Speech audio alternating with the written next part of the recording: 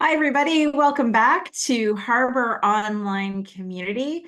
It is me, Dawn, and here with Dottie today. And we've just started a new series for Lent, which is the period of about 6 weeks before Easter. And the series is called The Wilderness of Faith, Hope and Solidarity in Lent. And Dottie kicked us off last night with starting the very complicated story of Hagar and Abraham and Sarah. So Dottie, do you want to tell us a bit?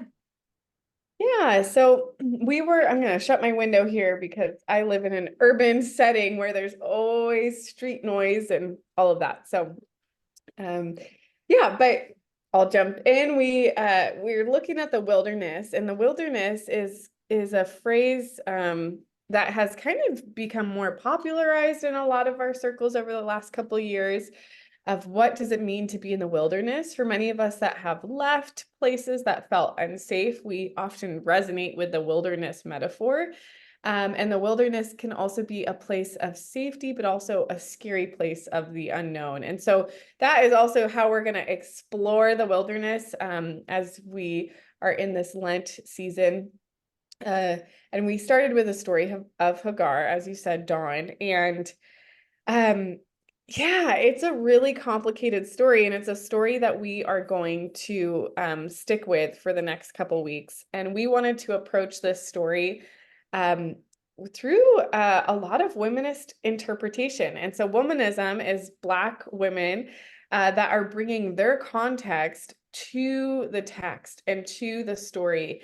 And it's no surprise to people at Harbor. We often look to Black women in a lot of areas with theology, with reimagining the church, and with the story Hagar, who is exploited, who is sexually exploited um, by the by the household to produce an offspring for Abraham. And it's quite a gross story. It's very unsettling. And she is a minority as a woman, as an Egyptian, as a slave. There's so much going on there. And so we're going to go into the story of the wilderness and the weeks to come. But last night we talked specifically about just what is going on to the point that she flees for the wilderness. And we spent time specifically reflecting on how when Hagar flees, that is actually her taking back her agency. And again, we were looking at this story and leaning on womanist interpretation like Dolores Williams and Emily Towns and other womanist scholars that have really revitalized this text to center Hagar's story. Awesome. Thank you. It was a, yeah, it was really dense. It's a really dense story, and womanist theology is a really dense field. And we've been talking a lot about, and the blog post next week is going to talk a little more about like why do we find womanist theology is important for our community? I mean, for example, we hear this story, and then we went into our discussion groups, which are primarily not completely, but primarily white people. And so, what was interesting, um, as I was listening to the story, um, and even though I've heard the story of Hagar in a womanist interpretation, quite a bit over the past few years, every time I hear it, I pick up something else that like the stories I heard, probably not in childhood, but like in my young adult years, and even in my preaching years, that I just kind of glossed over or made another assumption about. And I'll give one example. Was last night listening to, um, in the translation we used, talking about the contempt that Hagar had for Sarah, and um, I had always been taught, or I guess the thing I'd been taught about that was that Hagar was kind of being above her station. She was like, I'm a new wife of Abraham. I'm pregnant with the firstborn of of Abraham. And so, um, but when I listened to it last night, it was like, none of that is there. Yeah. I just Yeah, wonder what your I thoughts are or I want heard. to go back and understand the Hebrew meaning there a little bit more. We had someone in our group break down the Hebrew of that, and she shared that it wasn't contempt, it wasn't Hagar teasing Sarah. Also, I don't know if we said this. This is a story in Genesis 16, and we looked at verses 1 through 7. So anyone that wasn't there last night that wants to catch up, that's where it's happening in the Bible. Um, yeah, so at the end of that section, it talks about Hagar. There's different words used, contempt, disdain. I think my Bible has, let's see, this front. Yeah, she looked with the disdain in the inclusive Bible. Um, and the person that brought this up, that was going more closely back to the Hebrew, was saying, actually this isn't Hagar teasing Sarah. It's more that Hagar is seeing that there is a power shift and noticing that power has shifted in the house, which is true. Power did shift when Hagar was pregnant. So yeah, I wonder though, that's something for us to maybe dive in deeper and to go, what really was happening there? And Hagar is villainized in a lot of ways in past interpretations that some of us have held. Yeah, yeah, interesting. Hmm. Anything else come up in your discussion, Dawn, that you wanted I to mean, reflect it on? was all so good, and people were just so appreciative of that we were taking this time to focus on the story through Hagar. And um I don't want to repeat some of the things we've been taught because they're pretty awful. Like when you look back, and I try to give myself grace because sometimes you're just like, you don't know what you don't know. And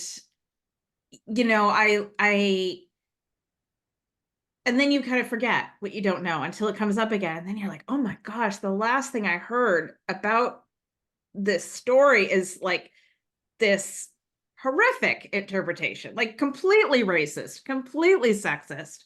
Yeah, And you have to kind of confront that and go, oh, wow, okay, so how long have I held that understanding now? And yeah, then still have a little bit of compassion for yourself to go, but now you know better. yeah. Um, the other, Yeah, and if I could pause on please. that, part of what womanist scholars have done with this text have said this story is not, and this oppression and discrimination and exploitation is not contained to this story, that this is a pattern that is repeated throughout centuries, right? Like this, and Dolores Williams makes very distinct comparisons to uh, Black women in the United States that were slaves, and talking about sexual exploitation, power dynamics between Black women and white women. Like there's so much here that what womanist interpretation is inviting us into is to look at how this story is not contained to that ancient text, but quite literally, that story and the exploitation of Black women's bodies has happened throughout time. And so we have to center her and like really go into her humanity and look at our own contexts and locations. Some people in our community resonate with her story, right? Like some people in our community are like, I am like Hagar. Like other people in our community might resonate with more of the Sarah figures, others might resonate more with Abraham. Like there are just different power dynamics. So it's really important for each of us to be really honest about how horrifying that story was then, how horrifying interpretations have been over time, and how our interpretations can reinforce different narratives for the good or for the bad. Yeah, Yeah. yeah, so rich and so much too. I mean, the word confront is the one that's just so much to confront in our own understandings and interpretations. And the other question that we discussed was looking at the metaphor of fleeing. And of course, so many of our folks have that experience of fleeing church, Mhm. because maybe they were being exploited. Maybe it wasn't, it wasn't safe. It was toxic. There were power dynamics that were at play that were really causing them harm. And so on that, like, what was heartbreaking and also very real was what everybody had this resonance of being in a situation and realizing I cannot stay here a minute longer. Yeah. Um, how about you? Is there any other kind of insights that you're lingering with today? Yeah, the fleeing metaphor was something that I think I normally I'm like, okay, how is this resonating with my own story of fleeing? And I think I'm so glad that others were able to reflect in that way. And as I was thinking about fleeing with Hagar, I just was really thinking about this as a moment to tune into compassion for her and compassion for others in our world that are having to flee. So the way that it really struck me this week was like imagining, and there was an image on one of the slides of, and it was just it was a cartoon, but really striking, of her pregnant body running. And I shared I've recently was pregnant. I have a 3-month-old, and thinking about the vulnerability of a pregnant body running and fleeing, and going to the wilderness out of desperation, but also out of survival, out of agency, out of resistance to oppression. And I'm thinking of so many vulnerable families and people that are having to flee in our world. I'm thinking of Palestinians that are fleeing. I'm just, yeah, and yeah, just really trying to stay awake to that suffering and stay close to the humanity of fleeing, and the physical displacement of those fleeing, and trying to understand where is God in that. Some fleeing is us reclaiming agency, and some fleeing is just so despairing. Yeah, so it was interesting to go maybe into the weeds of just what does it mean to even go to the wilderness, right? We're not even in the wilderness yet. There's so much more to come in this story. But the act of fleeing is important to pause and go, okay, like why, and what does this mean? Yeah. Hmm.